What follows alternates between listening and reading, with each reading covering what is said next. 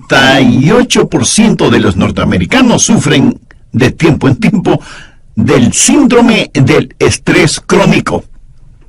Este dato estadístico, realizado por una entidad experta y seria, nos pone frente a la realidad de que los norteamericanos estamos emocionalmente fatigados, físicamente exhaustos y espiritualmente derrotados. La razón: el estrés. Los días son muy largos, las noches son muy cortas, y nos sentimos como en una competencia ratonil. Hay tanto por hacer y muy poco tiempo para hacerlo. Pero gracias a Dios hay esperanza. Y esa esperanza está aquí, en las páginas de la Biblia. Isaías, el príncipe de los profetas, bañó su pluma en dorada gloria para escribir las palabras del verso 28, que lo comienza con una pregunta. ¿No has sabido? ¿No has oído que el Dios eterno es Jehová, el cual creó los confines de la tierra? No desfallece ni se fatiga con cansancio, y su entendimiento no hay quien lo alcance. ¿Qué es lo que está diciendo el profeta aquí? Está diciendo que Dios nunca se cansa, ni se queda perplejo, ni tira la toalla. Ahora miremos la promesa que encontramos en el verso 29. Él da fuerza al cansado y multiplica las fuerzas al que no tiene ninguna. Los muchachos se fatigan y se cansan. Los jóvenes flaquean y caen. El hecho de que usted sea joven no significa que es inmune al estrés. Y el verso 31 dice: pero los que esperan a Jehová tendrán nuevas fuerzas, levantarán alas como las águilas, correrán y no se cansarán, caminarán y no se fatigarán. Bien, pensemos en el problema del estrés, y eso lo encontramos en Isaías 40, los versos 28 y 29. En estos versículos se menciona a dos clases de personas. Por supuesto, la una es Dios Todopoderoso, el omnipotente, omnisciente y soberano Dios. Se le llama el Dios eterno, el creador de los confines de la tierra. No hay ninguno otro como Él. La otra persona somos todos nosotros. Y estamos retratados en el verso 29. Él da esfuerzo al cansado y multiplica las fuerzas al que no tiene ningunas. Recuerde que estamos hablando del estrés. Ahora, ¿qué es el estrés? Estrés es el vacío que existe entre las demandas que ponen sobre nosotros y nuestra habilidad para cumplir con esas demandas. La diferencia entre esas demandas y nuestra habilidad es lo que se llama el factor estrés. En un lado tenemos las responsabilidades, las necesidades, las demandas y las oportunidades de la vida. En el otro lado tenemos todas las cosas que queremos hacer, deseamos hacer, tendremos que hacer y debemos hacer. Pero en otro lado tenemos todas las cosas de las cuales estamos muy conscientes hoy. Nuestra inhabilidad, nuestra debilidad, nuestra pecaminosidad, nuestra falta de conocimientos, nuestras fallas. Y decimos: yo quiero, yo debo, pero no puedo. Aquí están las oportunidades y necesidades. Allá las debilidades y fracasos. Y entre ellas hay un vacío. Ese vacío es el factor estrés. Es el abismo entre el debo hacerlo y no puedo hacerlo, el que nos abruma. Y todos nosotros somos vulnerables. ¿Es usted un ejecutivo? Leí de una compañía que contrató a un asesor gerencial porque la moral estaba por los suelos entre los ejecutivos de esa empresa. ¿Sabe lo que el asesor descubrió? Que 21 de los 22 ejecutivos de esa compañía sufrían de un estrés tan intenso que estaban causando enfermedades físicas como úlceras, alta presión, depresión. Pero escuche, no solo los ejecutivos sufren de estrés. Un obrero, una azafata, un mecánico, un minero, un carpintero, un ingeniero, un pastor, usted mismo puede sufrir de estrés. Y no tiene que ser ni adulto ni viejo, ni joven. De hecho, muchos de nuestros jóvenes en la actualidad sufren de estrés, y algunos tienen que darles medicamentos para que puedan enfrentar la vida diaria en sus colegios o universidades. Algo muy interesante está sucediendo en la actualidad. Cuando el último de los hijos abandona el hogar porque fue a estudiar a otra parte, o consiguió trabajo en otro lugar, o formó su propio hogar, los padres hablan del síndrome del nido vacío. Ahora, en cambio, y con inquietante frecuencia, se habla del nido reacolchonado. Muchos jóvenes adultos que se fueron para enfrentar la vida no han podido soportar tanta presión y han regresado al hogar. Y hay una proliferación de hogares destruidos, cuentas sin pagar, vidas asustadas, heridos emocionales, que deambulan por las calles, gente oprimida por el estrés, sufriendo de indigestión, úlceras, falta de aliento, dolores de cabeza, dolores musculares, fatiga, cansancio, aburrimiento, irritabilidad, falta de concentración, pérdida de memoria, insomnio, todo esto identificado bajo una sola palabra: estrés. Déjeme compartir con usted otro dato estadístico, sorprendente. No sé si es absolutamente cierto, pero si lo es inquietante. Del 75 al 90% de todas las visitas hechas a doctores de cuidados primarios el año pasado fueron por enfermedades relacionadas con el estrés. La gente solía ir a los gimnasios no para hacer físico-culturismo, sino primordialmente para bajar de peso. Ahora, los que administran estos negocios dicen que sus clientes van para ver si por medio del ejercicio pueden eliminar el estrés. El estrés es la razón por la que mucha gente se involucra en el yoga, escucha música de la nueva era y en toda clase de cosas negativas. Y cuando una persona padece de estrés, no puede gozar de la vida y es especialmente vulnerable a los ataques de Satanás. En el capítulo 25 del libro de Deuteronomio leemos que hubo un rey llamado Amalek, quien atacó la retaguardia del pueblo de Israel cuando estaba cruzando el desierto.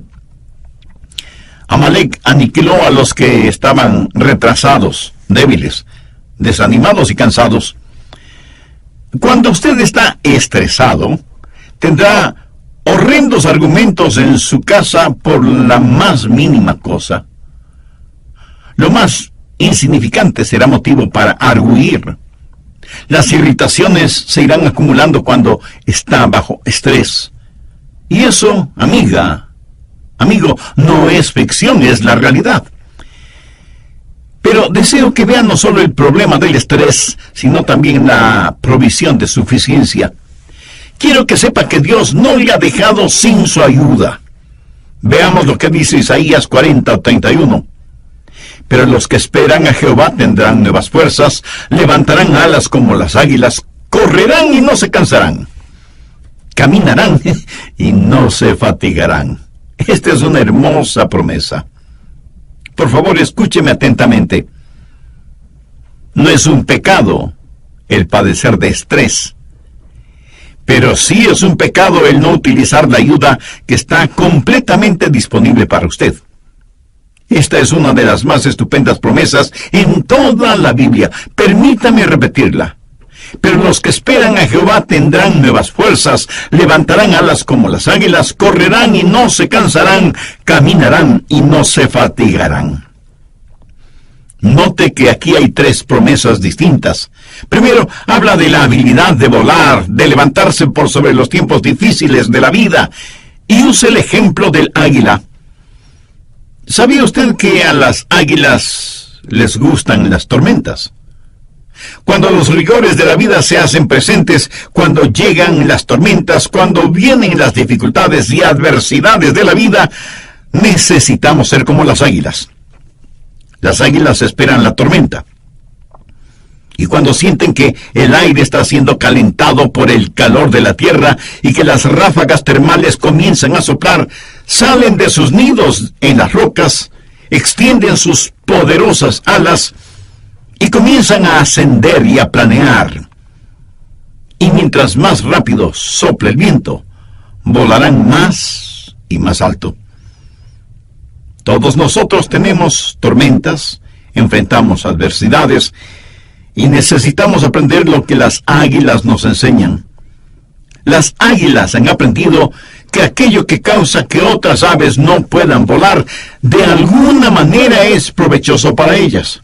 Porque cuando esas ráfagas termales llegan, en primer lugar pueden volar más alto. No podrían volar tan alto si no hubiera tormentas. En segundo lugar, pueden ver mucho más lejos. Y en tercer lugar, pueden volar más velozmente. En algún lugar leí que las águilas pueden volar normalmente a 75 kilómetros por hora, pero en una ráfaga de la tormenta pueden alcanzar hasta 150 kilómetros por hora y tienen una vista increíble. Pueden mirar directamente al sol gracias a una especie de lentes protectores que tienen sobre sus ojos. Un águila puede estar en su nido y ve a lo lejos la formación de nubes de tormenta o las ráfagas termales que se levantan del suelo. Y cuando llega el momento, con serena elegancia se eleva con el viento a más de 100 kilómetros por hora y mirando nítidamente todo lo que le rodea, está verdaderamente disfrutando de la vida. De paso, ¿sabe cómo esa águila aprendió esto? A lo mejor a usted no le gusten estas lecciones de vuelo. Anote al margen Deuteronomio 32:11. Es una maravillosa lección. Dice, como el águila que excita su nidada, revolotea sobre sus pollos, extiende sus alas, los toma, los lleva sobre sus plumas. ¿Qué significa esto? Un águila construye su nido. Y yo he visto nidos de águilas. Son enormes. Y los construyen muy fuertes, con ramas y todo lo que puedan encontrar. Pero luego usan sus propias plumas para que el piso sea suave y acolchonado para sus polluelos. Y vuelan por todo lado buscando gusanos, culebras, ratones y hasta pescados para alimentar a sus aguiluchos. Pero un día la mamá águila decide que es tiempo de que sus hijos aprendan a volar.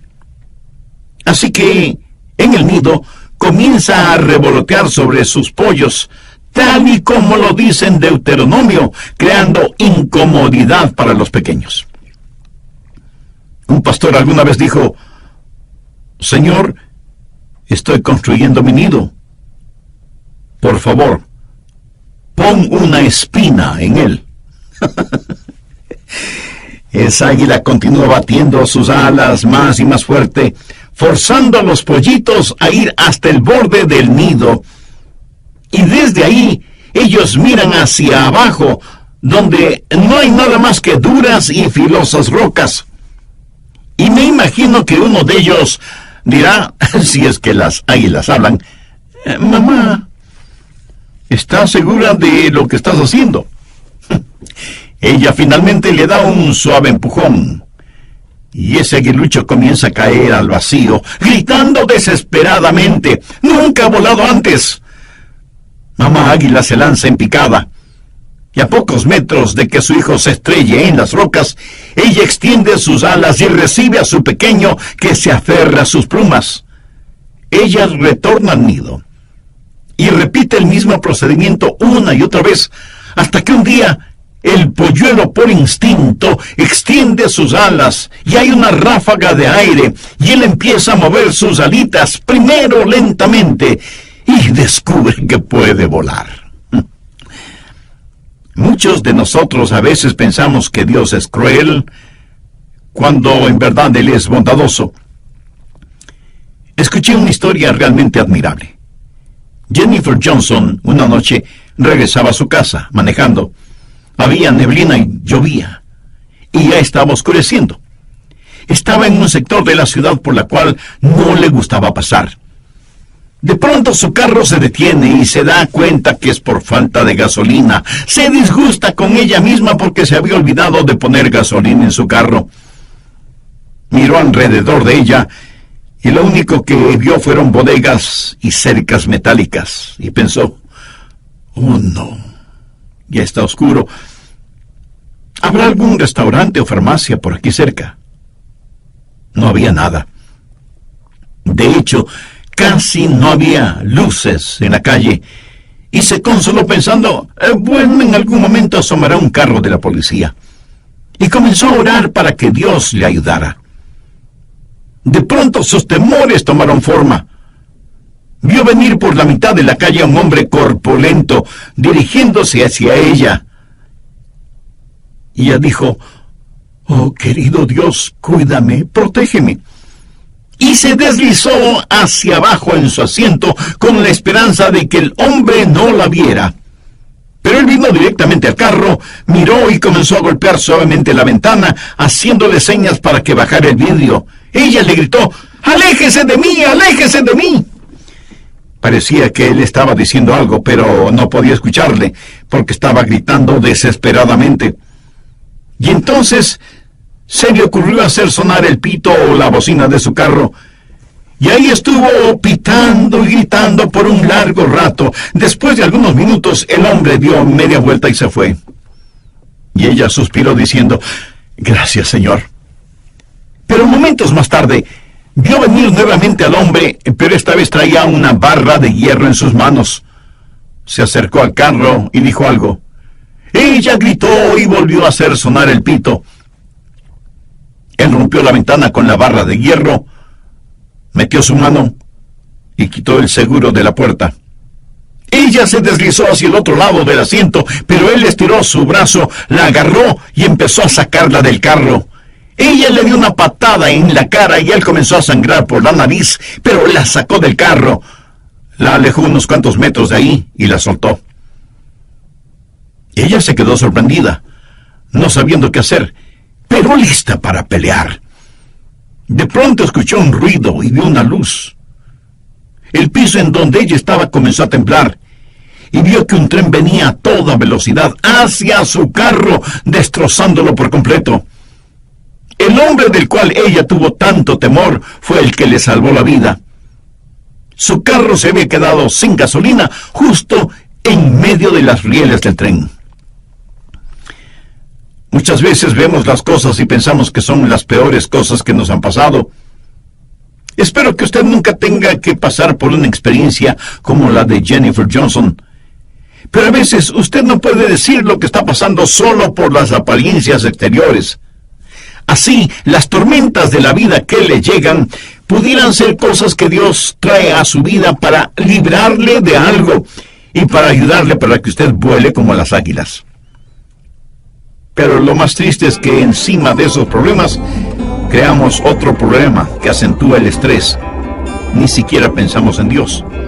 Y nos decimos que la solución debe estar en algún medicamento o que será bueno buscar la ayuda de algún psicólogo o psiquiatra.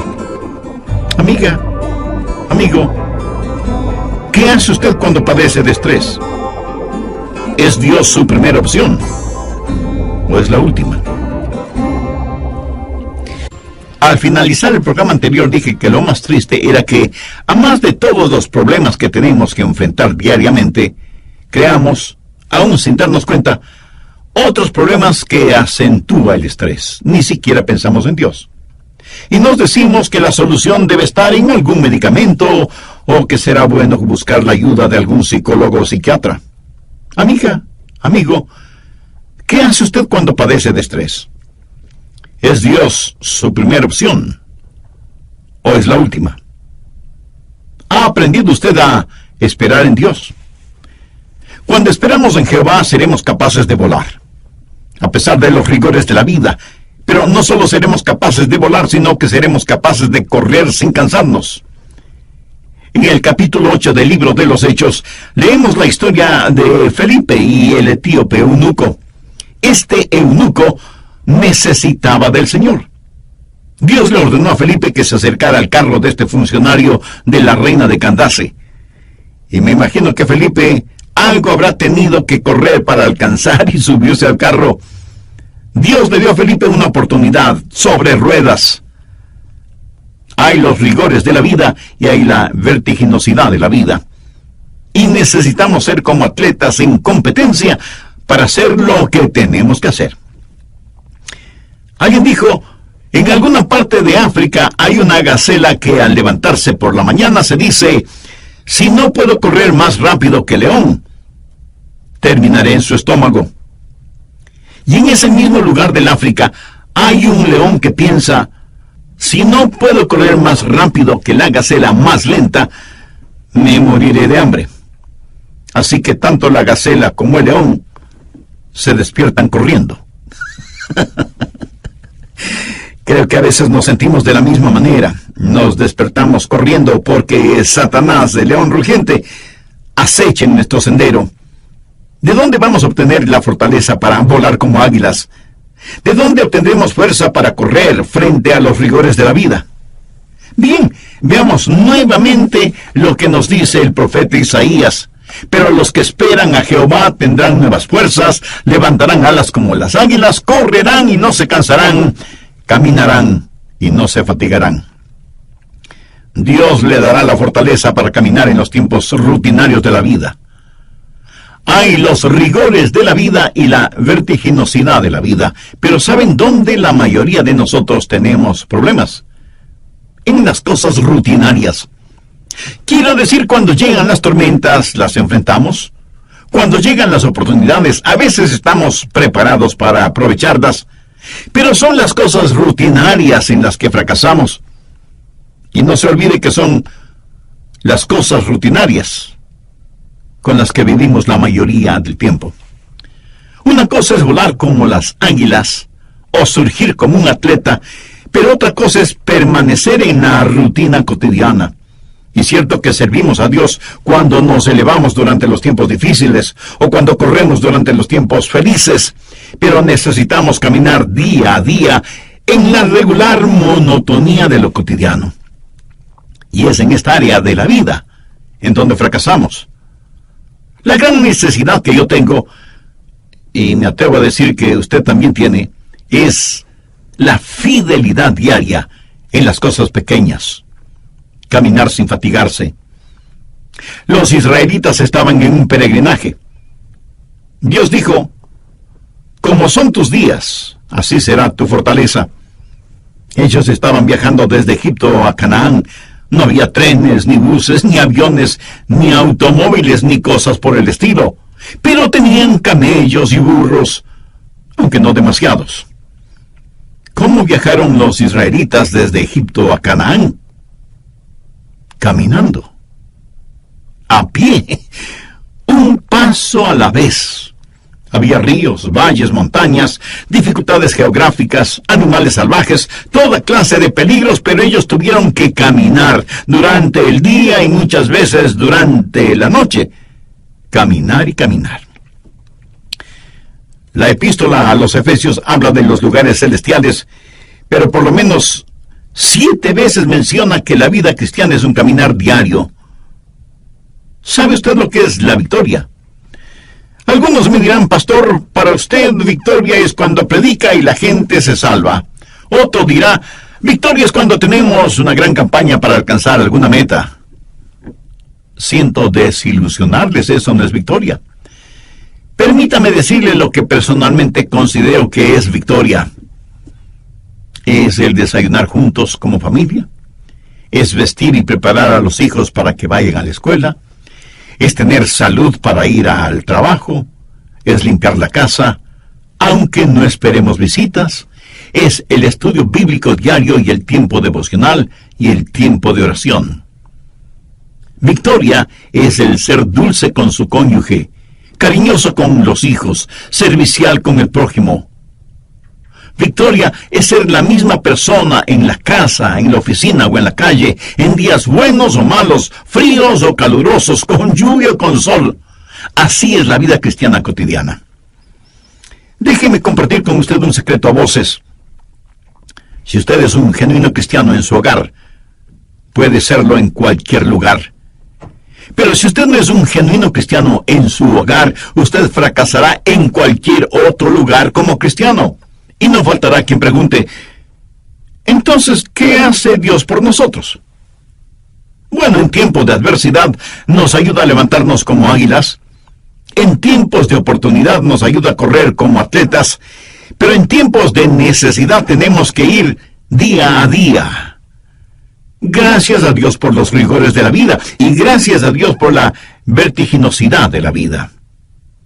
Pero amigo, no se olvide de la rutina de la vida. Las cosas diarias de la vida que necesitamos aprender y cómo obtener la victoria sobre el factor estrés. Necesitamos aprender a tener aguante, resistencia. Leí de un caracol que comenzó a subir por un árbol de manzanas. Y usted sabe que los caracoles se mueven muy lentamente. De entre la corteza del árbol salió un gusano que le dijo al caracol, no necesitas subir más, aún no hay manzanas. Y el caracol le respondió, para cuando llegue allá arriba, seguro que las habrá.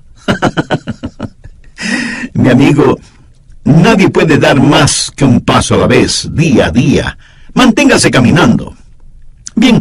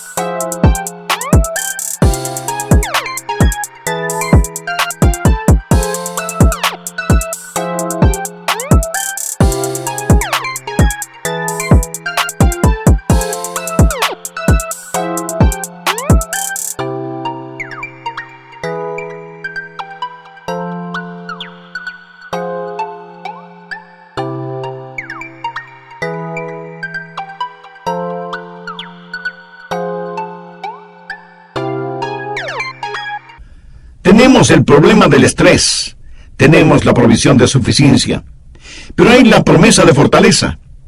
¿Dónde conseguimos esa fortaleza? ¿Cómo podemos volar como águilas? ¿Cómo podemos correr como atletas? ¿Cómo podemos vivir día a día una vida genuinamente cristiana? Esperando en el Señor. Y como eso es absolutamente cierto, lo que usted necesita entender es lo que significa esperar. Esa es la clave. Si usted no lo entiende, el resto no tiene ninguna importancia. Esperar en el Señor significa primero que usted tiene un deseo por Él. Usted anhela tenerlo. Veamos lo que dice el Salmo 62:1. En Dios solamente está callada mi alma. De Él viene mi salvación. El rey David escribió esto en un tiempo de estrés y de angustia. Y él sabía que solo Dios podía satisfacer sus más profundas necesidades. ¿Siente usted de la misma manera? Quiero decir, ¿está usted esperando por Dios? Está diciendo, Dios, anhelo fervientemente tenerte. Ahora, si usted busca alivio sin anhelar a Dios, está en un callejón sin salida. Segundo, no solo significa que usted anhela tenerlo, sino también que desea escucharle. Busque Proverbios 8:34. Bienaventurado el hombre que me escucha, velando a mis puertas cada día, aguardando a los postes de mis puertas. ¿Qué significa ese versículo? Aquí está una persona que le dice a Dios, Dios, espero que vengas a esta puerta pronto, porque quiero escuchar las instrucciones que tienes para mí. Estoy esperando aquí, Señor, para que me hables. ¿Sabe de lo que este proverbio está hablando? Habla de un tiempo de quietud, de su tiempo a solas con Dios, de estar, por así decirlo, diariamente a sus puertas. Bienaventurado el hombre que me escucha, velando a mis puertas cada día, aguardando los postes de mis puertas. ¿Hace usted eso? Si no lo hace, no me diga que esto no le da resultado. Usted tiene que saber esperar en el Señor. Eso significa anhelar tenerlo.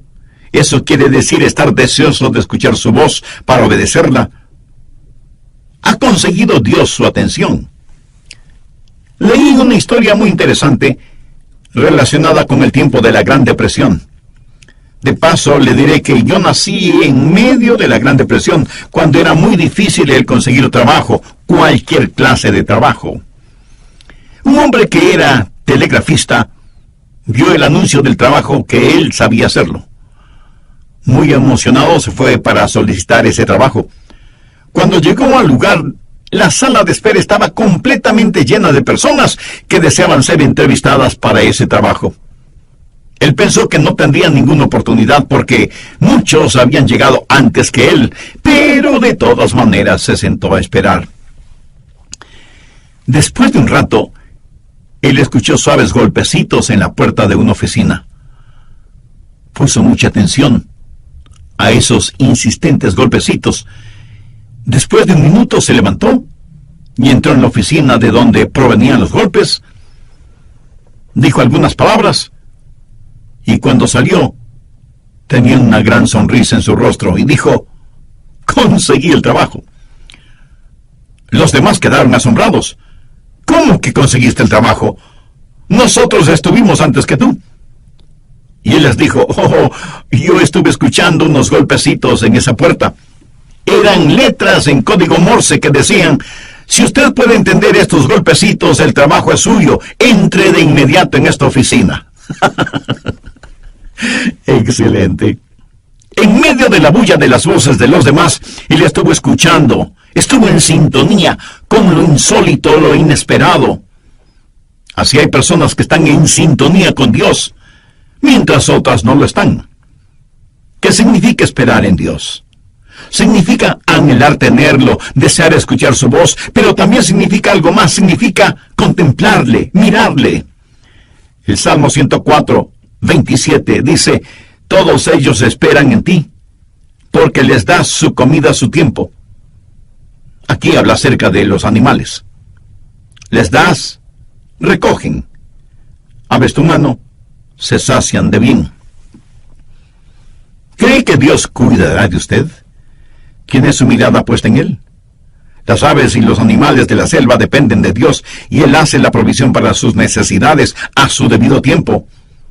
Eso es lo que significa esperar en Dios. ¿Cree usted realmente que Dios tiene una solución para sus necesidades? Yo sé que esa es una pregunta retórica, pero la hice por énfasis, para que usted analice si usted depende de Dios, o está dependiendo de otras personas, o de otras cosas. En cuarto lugar, esperar en el Señor significa vivir para Él. Busque por favor Proverbios 27, 18. Quien cuida la higuera comerá su fruto, y el que mira por los intereses de su Señor.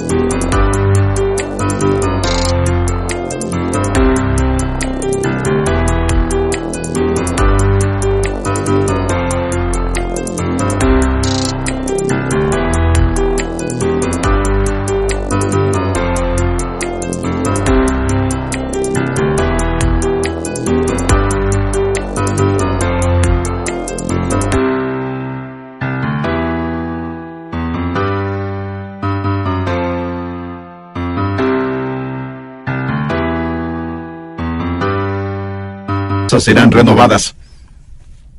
¿Sabe por qué he compartido este mensaje con usted? Porque lo necesito yo mismo. Y cada vez que apunto con un dedo hacia usted, tengo 3 dedos de mi propia mano que están apuntándome a mí. Y le puedo asegurar que yo voy a escuchar este mensaje varias veces, porque lo necesito. Todos lo necesitamos. Y todo comienza al confiar en Jesús como su Salvador y Señor en forma personal. Amiga, Amigo, si usted aún no es salva o salvo, pero quiere serlo, puede orar con sus propias palabras de la siguiente manera. Querido Dios, sé que me amas y que quieres salvarme. Señor Jesús, tú moriste para salvarme y prometiste que me salvarías si confiaba en ti. Pues confío en ti, plenamente, desde este mismo momento. Gracias, Jesús, por llevar hasta la cruz del Calvario mi pecado, mi vergüenza.